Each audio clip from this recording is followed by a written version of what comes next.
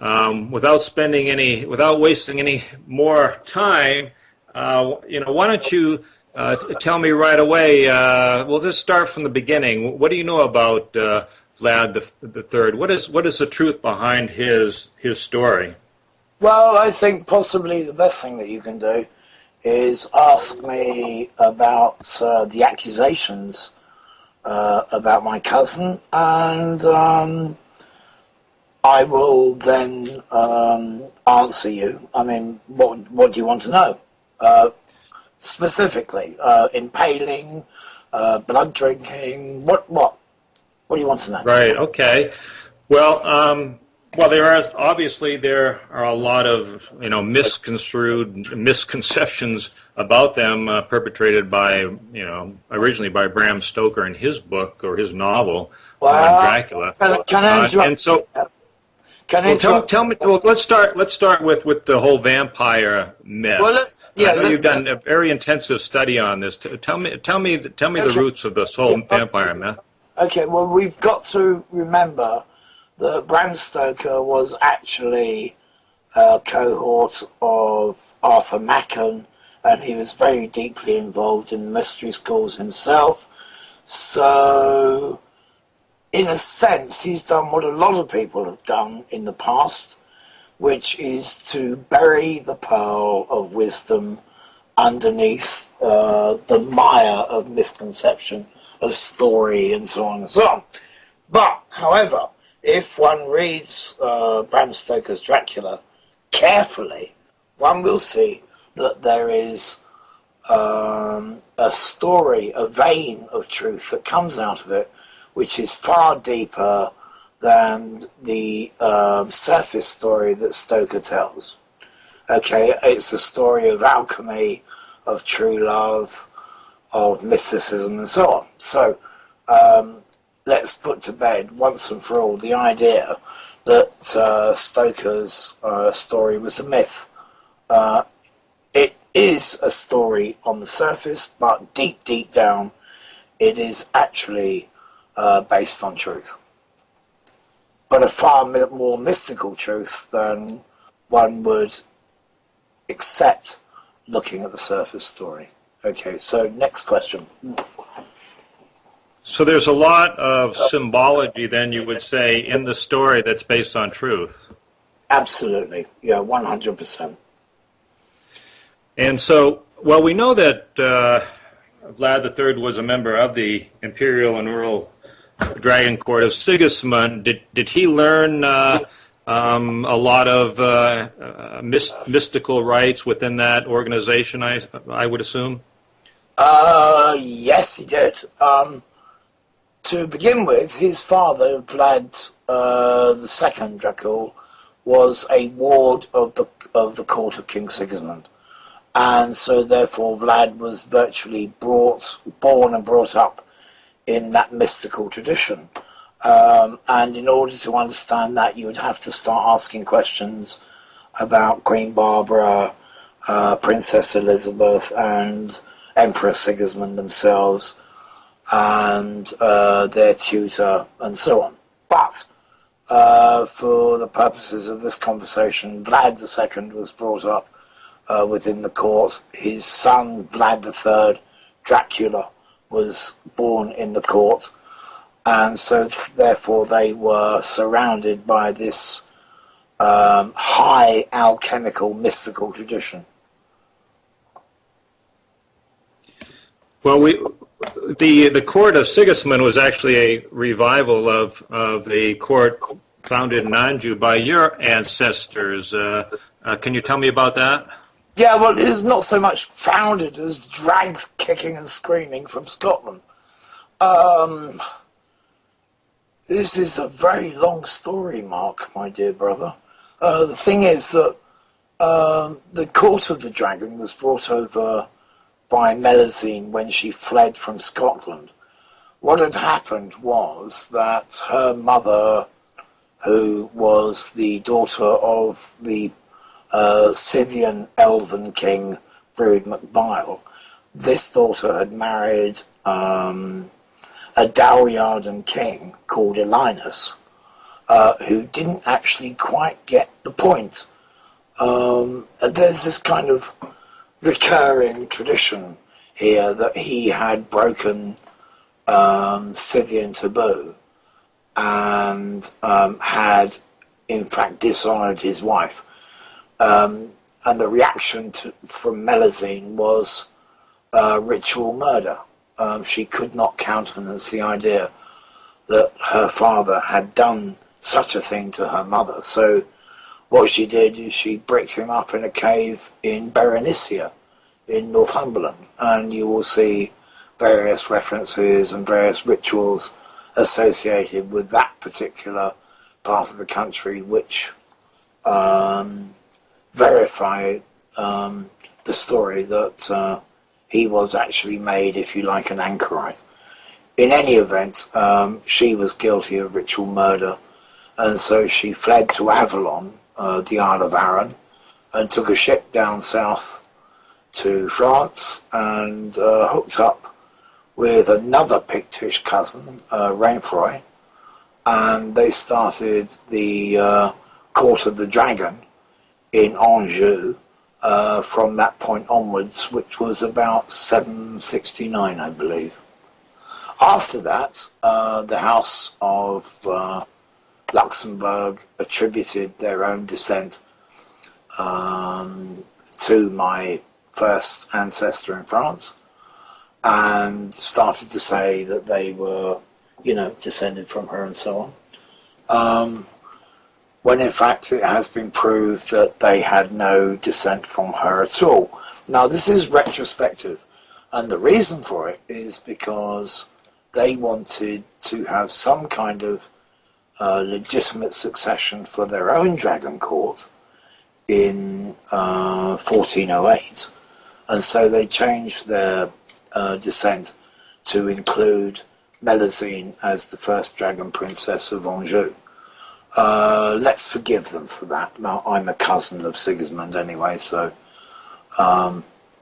it's all water under the bridge. But the point is that the first dragon court actually was started by Melusine and Rainfroy de Vere in around about 769 in Anjou, when Anjou was arguably still a kingdom. From then, we have the first great descendant of the House of Vere, Milo.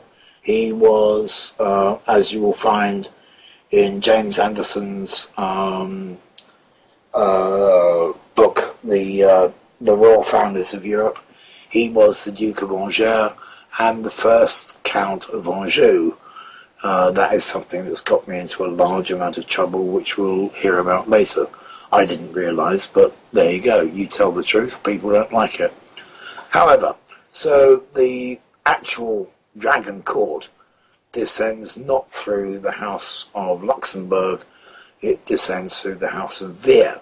However, Sigismund in 1397 initiated the first foundations of the dragon court in Hungary, and from there we have an amazing history. We can't fault him for it.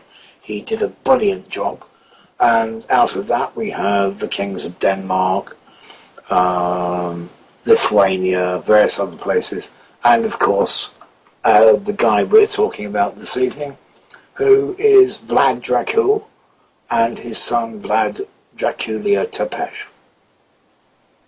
I hope that answers the question. Yes, very well, thank you. The next question I have for you is about the blood drinking, human blood drinking that we associate with Dracula.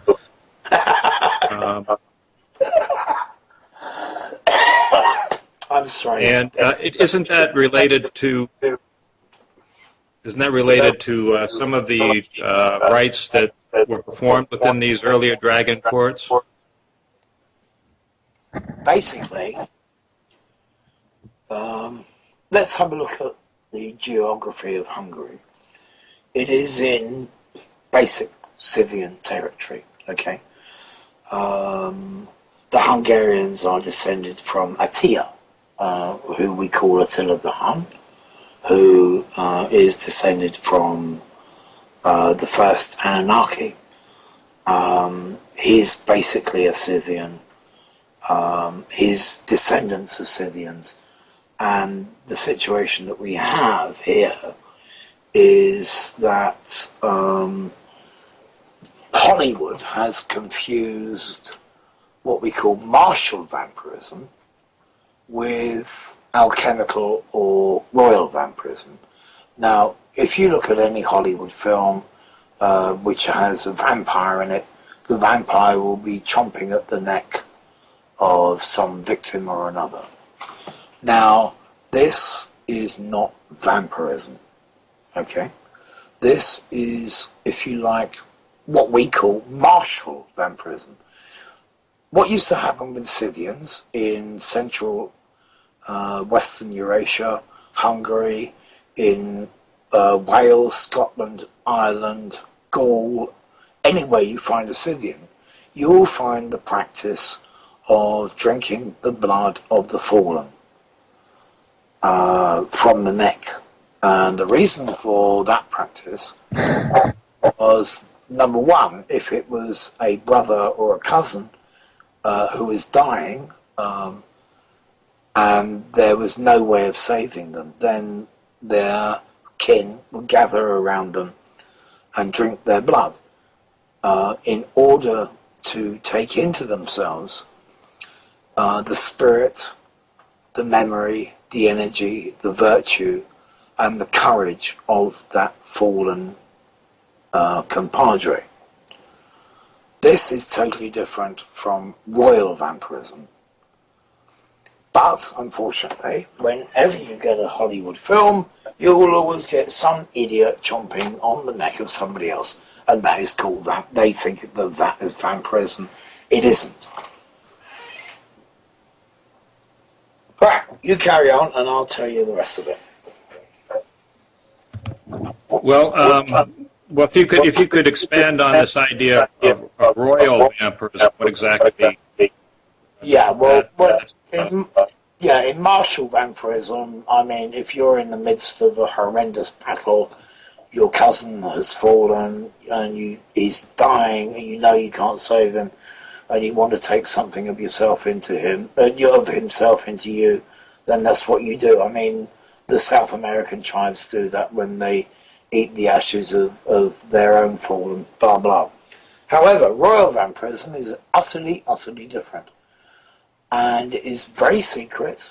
You will get intimations of it through the Mabinogion, which is the Welsh sagas of King Arthur and Owain and so on. And you'll get it in the stories of Parzival and his sister, and you'll get it in the songs of the troubadours.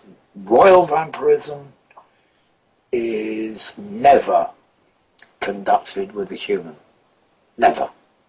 It's totally pointless. Different species, different blood, different psychology, different morphology. They are totally different. There is no point.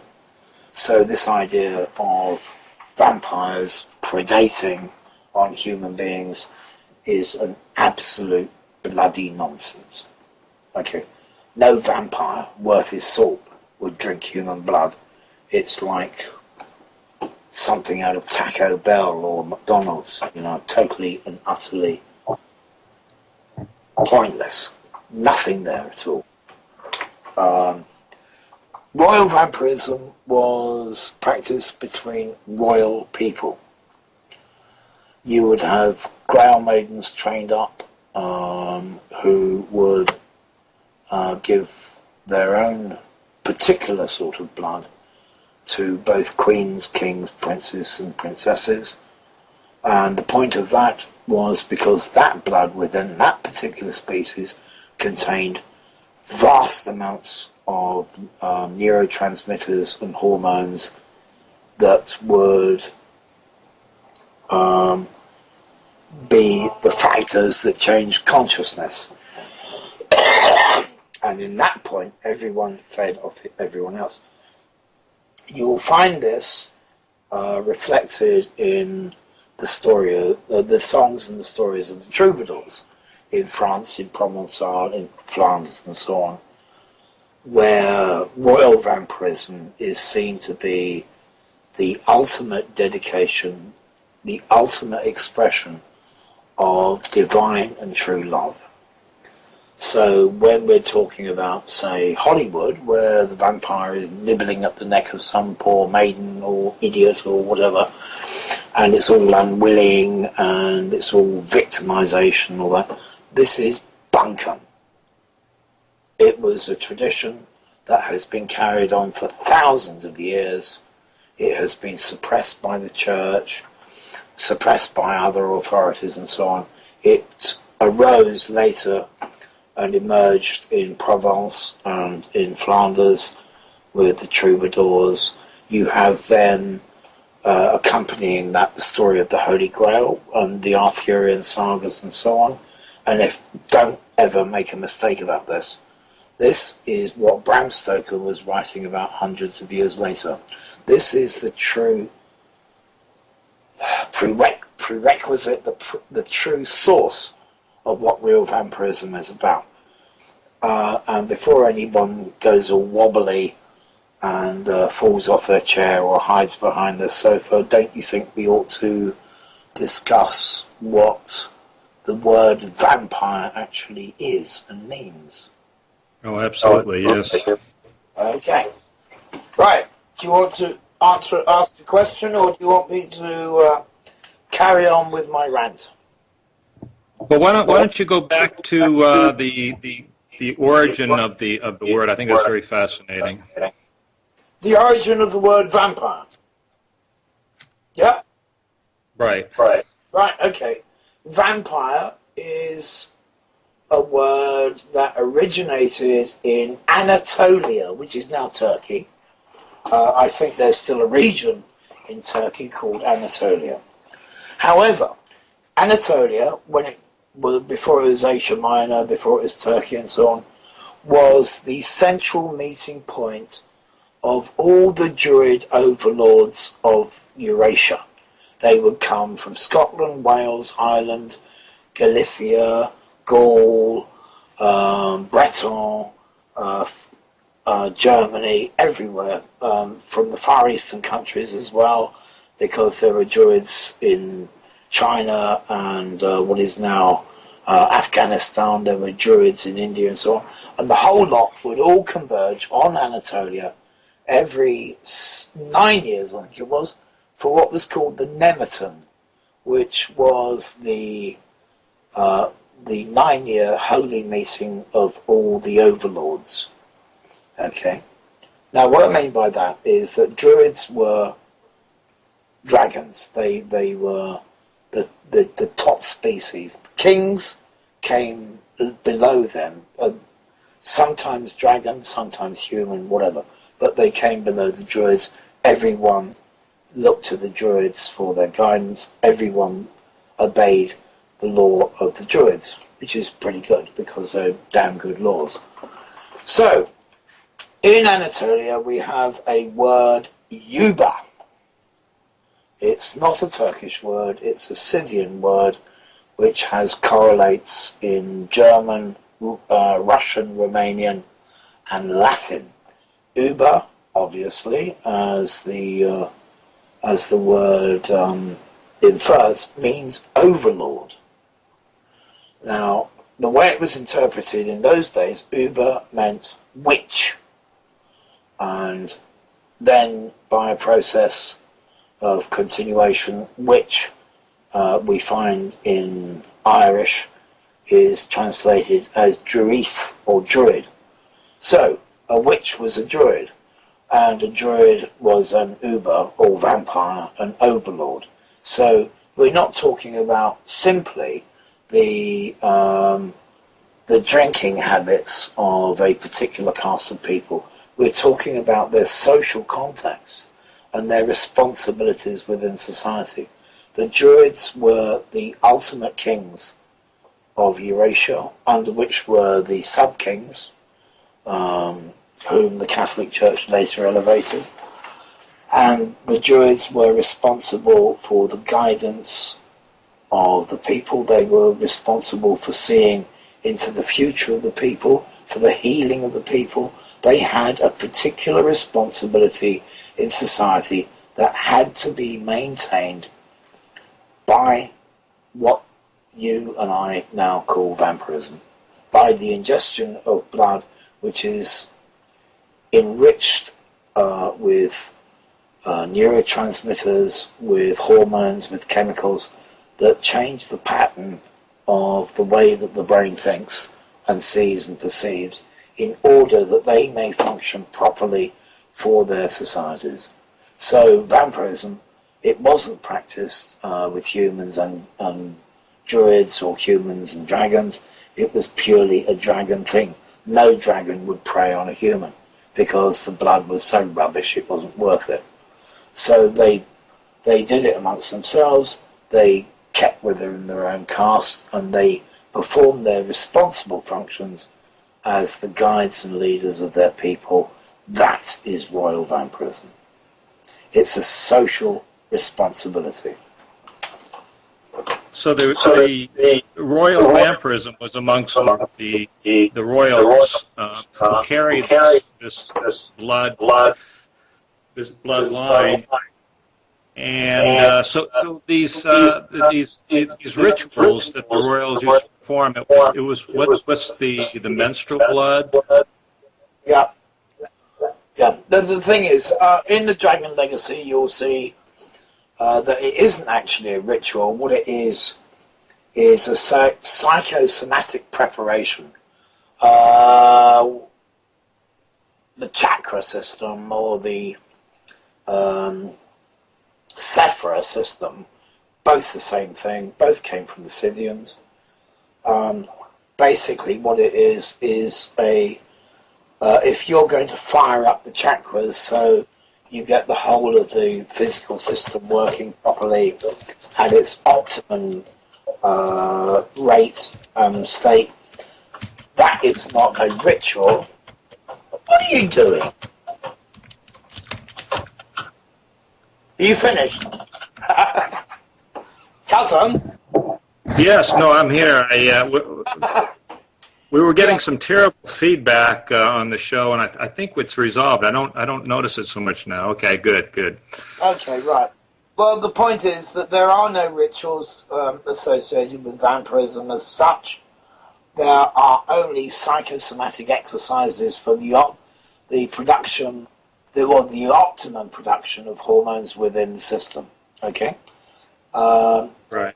By no means could you call these rituals, and you know, Mark, that when it comes to ritual, I run like a frightened little girl, simply because I think most of it is bunk.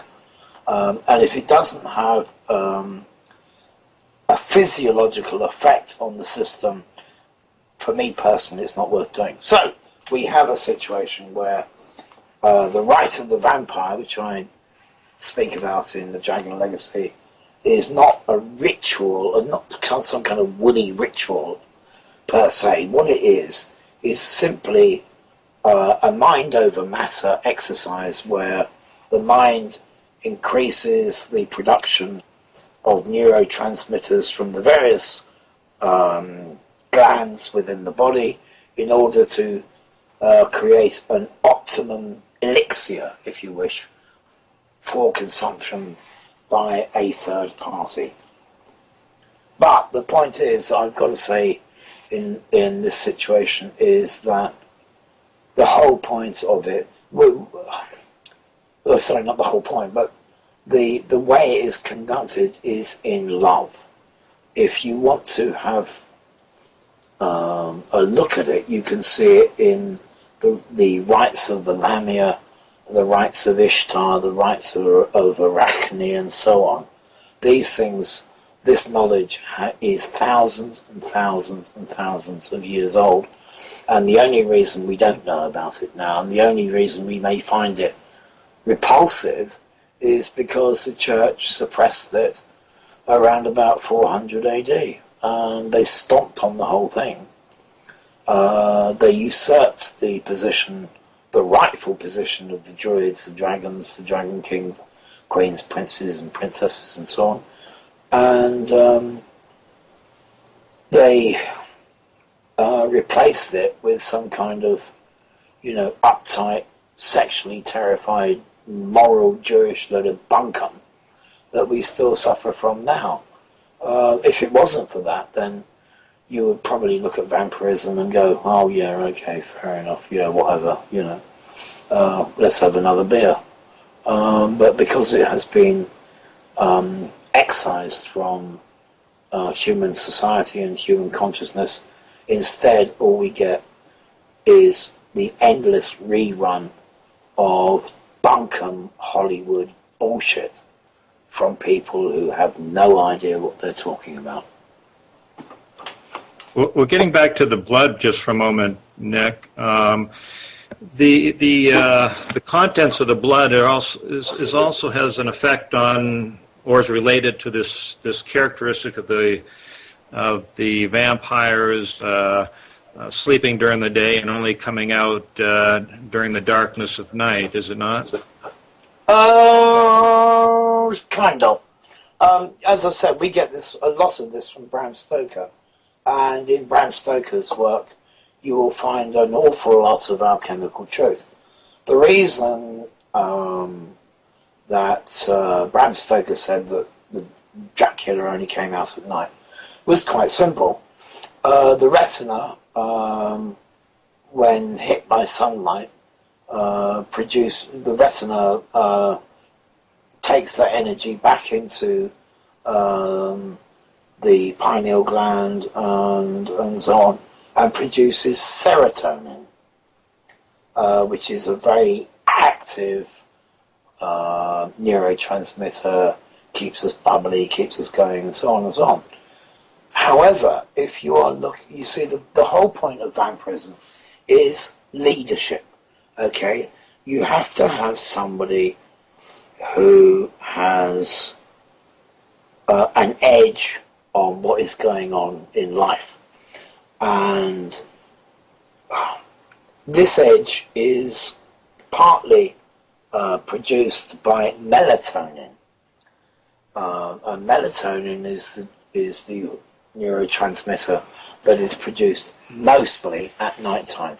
If you go out in the sunlight, what will happen is that the production of melatonin, what they call the wisdom hormone, is completely suppressed and is taken over by the production of serotonin, which is the happy hormone, keeps you buzzing and so on, that keeps you pretty stupid and thick. So there was that aspect to it. The second aspect to it is that anciently, I think Bram Stoker knew that because of the complexion and makeup of Scythian people, which is red hair, green eyes, very pale skin. I think Billy Connolly joked that before a Scotsman burns, he goes blue. Scots being Scythians. The thing is that as Scythians, they couldn't go out in the sunlight. They had very little melanin in their blood, and they would fry, which is where you get this nonsense idea of vampires bursting into flames in sunlight. There is a partial truth to it. But those two particular things. Number one, melatonin is only produced in quantity at night, so vampires came out at night. Number two, vampires actually did burn in sunlight because they had virtually no melanin in their blood. This is a northern Scythian thing. So it's kind of based on truth, but it's been over-exaggerated by Hollywood. Okay, well, tell me now about this idea of the vampire transforming into a bat. I mean, what is the basis of that? Were the vampires originally shapeshifters? No. The origin of that is in Transylvania, possibly a bit earlier in Rome and in Persia. If you look at the various shapes that vampires are supposed to shift into, you will notice that these are the 7 grades of the mystery cult of Mithras. The highest shape shift is the dragon. The second is the wolf, where you get the werewolves from. The third is the Morrigan, or the raven, and you get pig, and I think there's even a bloody vampire rabbit or something ridiculous in the Mithraic cult. But you know, you get the drift. The point is that there are so many grades of vampire according to their initiation within the Mithraic cult, which is in fact the cult of Jesus, etc. So that will upset a few Christians. But there's so many different grades that people have kind of taken a bit of this and a bit of that. They've got confused and they've said, oh, they turn into vampire bats, which is nonsense, because vampire bats only exist in places you've been to, Mark. There aren't any in Europe. That's a different matter altogether. But they kind of take these little snippets from here and there, and they make up these stories, and then these stories turn up on our screens. You know, werewolves are different from vampires, which are different from this, or different. No, they're not. They're all the bloody same creature.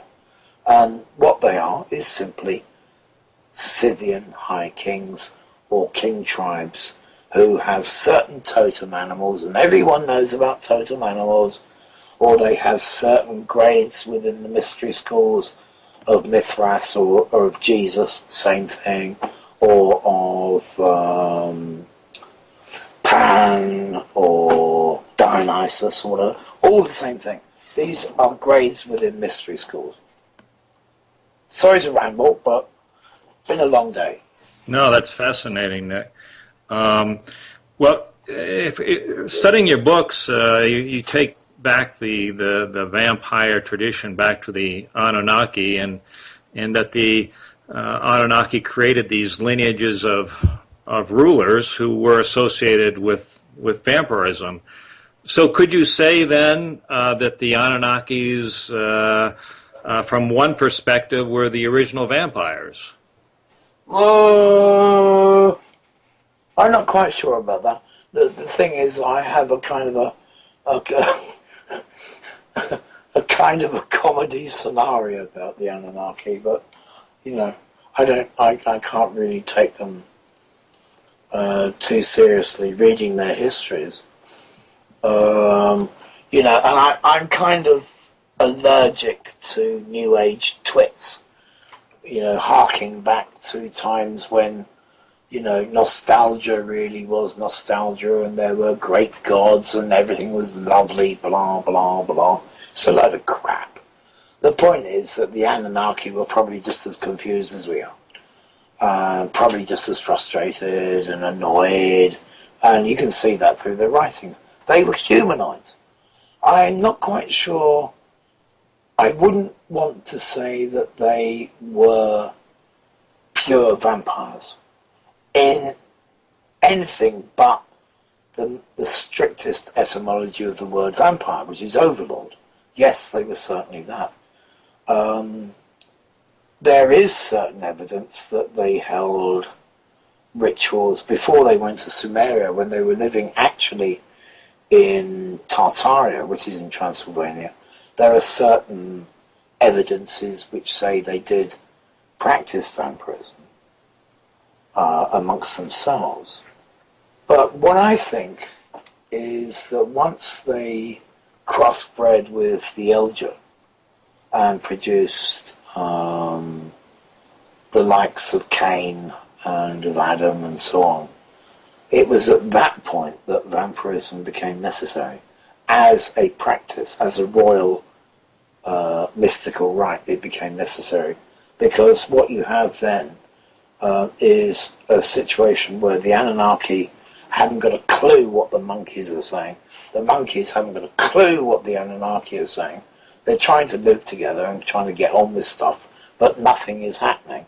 The monkeys are going crazy. The Anunnaki are getting exasperated. So what the Anunnaki say is, bugger it, we're going to produce a hybrid. Grab hold of an Eljo woman, inseminate her, and we'll see what happens. What happened was that the elves were produced. Or, if you wish, the Dragon Kings, the Druids, whatever you want to call them, Scythians, true Scythians, they were produced. But because they weren't pure Anunnaki, there was a need for an ingestion of neurotransmitters and hormones in order that the dragon, fairy, elven, vampire kings could actually do the business they needed to do for the Anunnaki and do the business that they needed to do for the monkeys, Eljos, humans, whatever you want to call them. So you have the situation where the first hermetic god kings were the elves, or the fairies, dragons, vampires, whatever you want, and they actually needed the stuff in order to be able to function, because they were half-breeds. Well, you refer in your book, the Dragon Legacy, to the dragon blood as being starfire. Can you comment on the origin of that term? Starfire? Yeah, I borrowed that from a mate of mine, Kenneth Grant. God rest his soul, he's just passed on. He was head of the Sovereign Sanctuary of the Ordo Templi Orientis.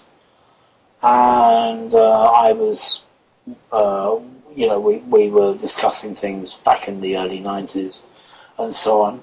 And he had coined the phrase starfire to describe the alchemical process whereby, I think it was Machen said, that a dragon consumes a dragon and becomes a phoenix and alights upon the throne of the world. This is a mystical term for transcendent enlightenment via using dragon blood, or the consumption between the female and male dragon, female and female dragon, whatever, of the blood, in order to get, if you like, a certain kind of high where their minds would be cleared and opened to the perception of life as it really is, rather than life as we assume it. In so doing, the two dragons consume each other and become either a greater dragon or the phoenix that ascends to the throne of the world, to the throne of the universe. That is what starfire is about. That is what it means.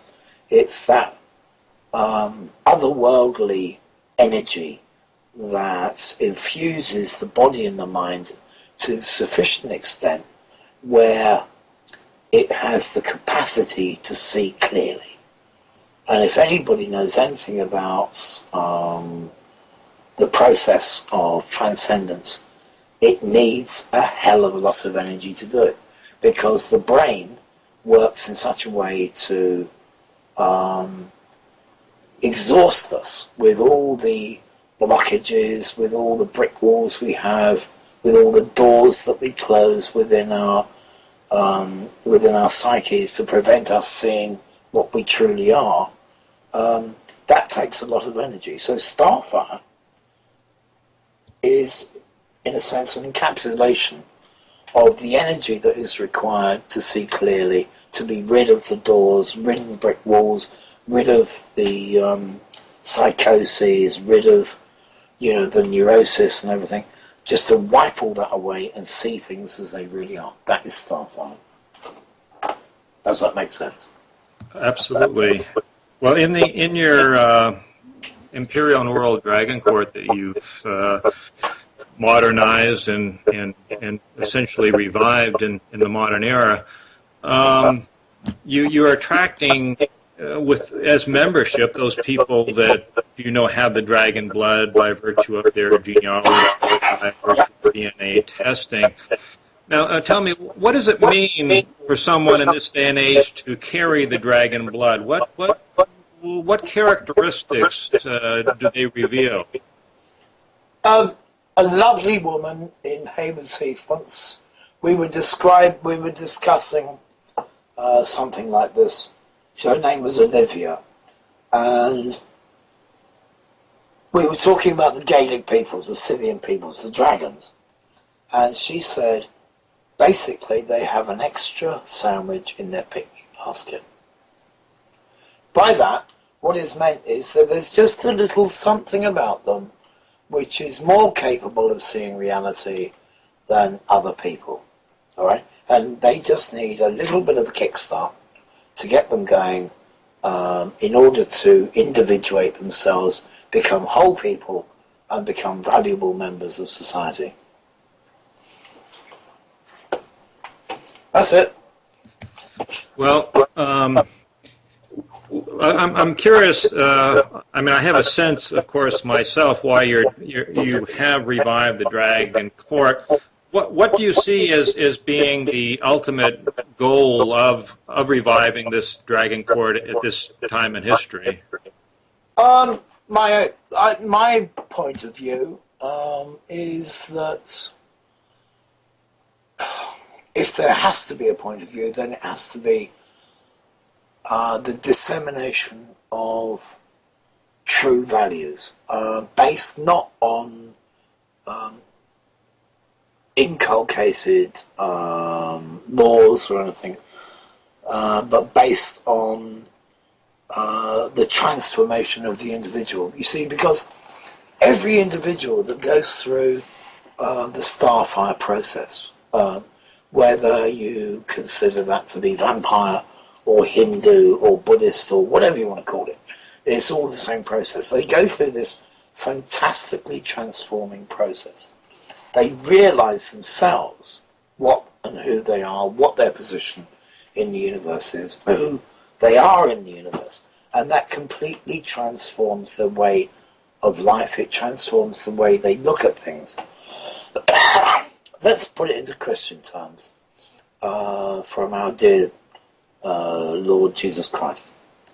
He said, I come not to write the laws in tablets of stone, but to write them on the hearts of men in tongues of fire. The symbolism, the fire, spirit, transformation, and so on. He's exhorting people to follow a true path of understanding in order that their entire lives may be transformed and the actual laws of the universe, if you like, become a completely and utterly natural part of people's lives. They no longer desire or covet their neighbour's ox, ass, GMC, four-wheel drive, whatever. They no longer hate, they no longer despise, they're no longer jealous.